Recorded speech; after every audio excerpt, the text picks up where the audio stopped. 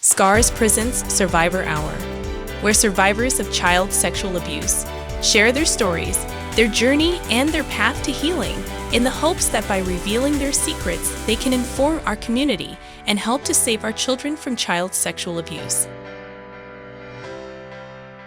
Hi, everyone. Thank you so much for coming back. If you've just joined us, we are sitting with a very brave and courageous survivor. This is Survivor Hour, and we thank you for being here. We've been talking to Mickey Parfit about your journey of child sexual abuse.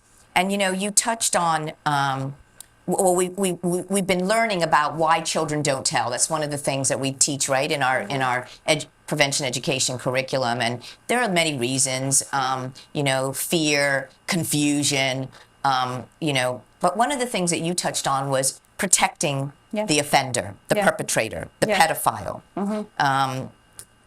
Talk to us about that, about what that really means. Unpack that for us, because we know child sex offenders groom, and they you know, they're very manipulative. Talk to us about that. So I was definitely groomed, you know, from my first sexual interaction, you know, with this man.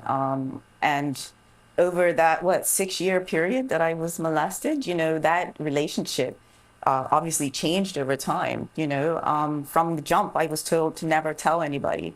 But I end up wanting to protect him because he was the only person giving me attention.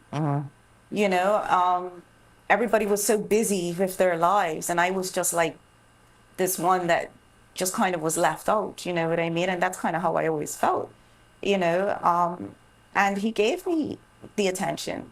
You know, he gave me something that I needed. I mean, he had anything that I wanted, I would get.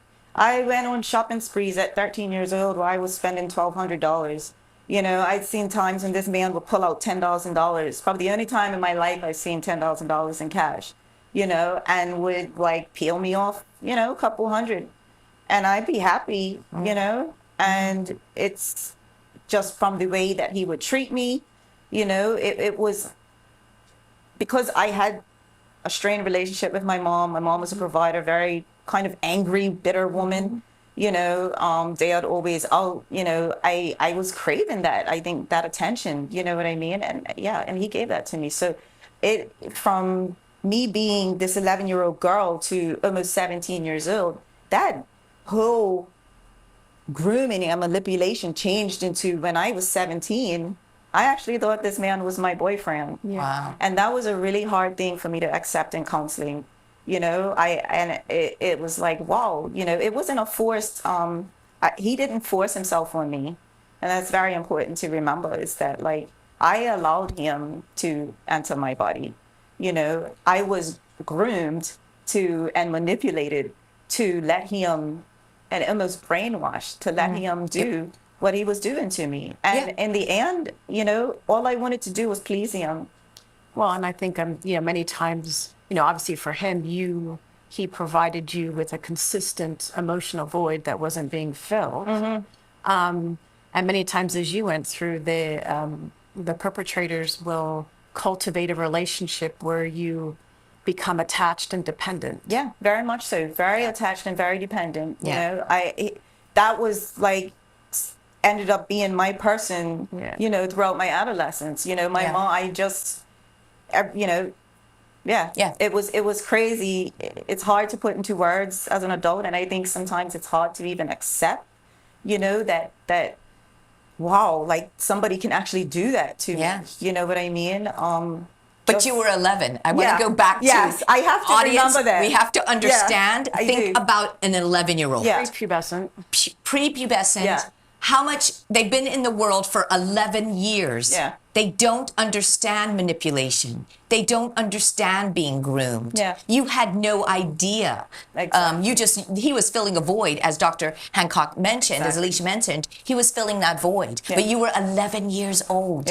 And we can never forget that. We can never forget. Because I can be hard on myself as well. Yes, and please don't be, because you were a little child. You were a child. And this is what we have to remember. These are grown adults. They know what they're doing. Exactly.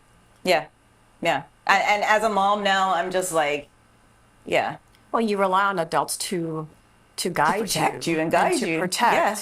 And most of the time, you trust their judgment that their actions are not going to harm you. Yeah. That whatever they do is not Yeah. supposed to harm you. Yeah. Yeah, and I have to say, in a way, when I listen to the fact that he gave you money, he was paying for sex. But that is what that is. But When you have to pay for sex, Yeah. child exploitation, it goes beyond. It is manipulative, deceitful, and I'm just so proud of where you have come in your journey, you. Mickey. I am too. And Thank you. you are explaining it perfectly to our audience. What this, through your eyes, what you had to live with. Yeah. And this is the whole idea of this show, is to help our audience see through the lens of a survivor, Yeah. of a child. Yeah, every survivor has a story. Yeah, definitely. And you can get past it. You can fight for your life. You can stand up for yourself. Yeah.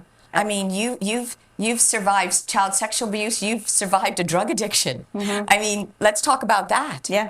So after I left my house at 17 years old, I never went back and started working.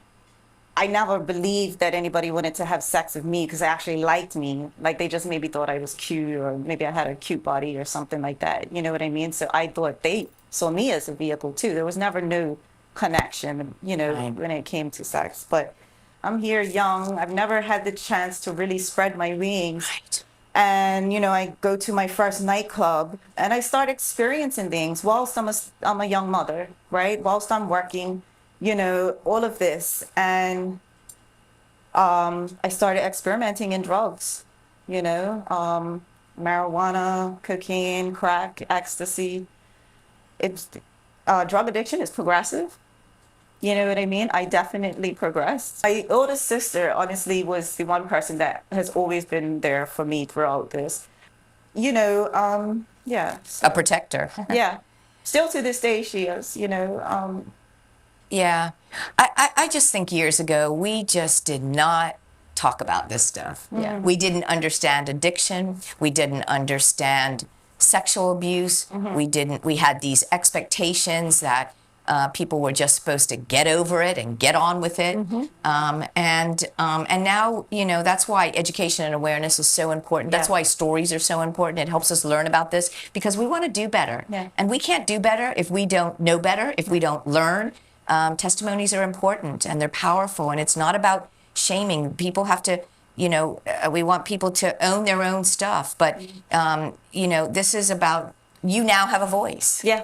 Well, and it's also about accountability so that, as a community, we can grow. Yeah. You can't grow without accountability. Exactly. Yeah. And we have to understand that everything is interrelated and interconnected. Oh, like sure, we have right. to understand the domino Yeah. effect and stop looking at people and judging them and think their story, because Yeah. there is like Yeah. so many stories. Versions, lots of versions. Lots of So versions.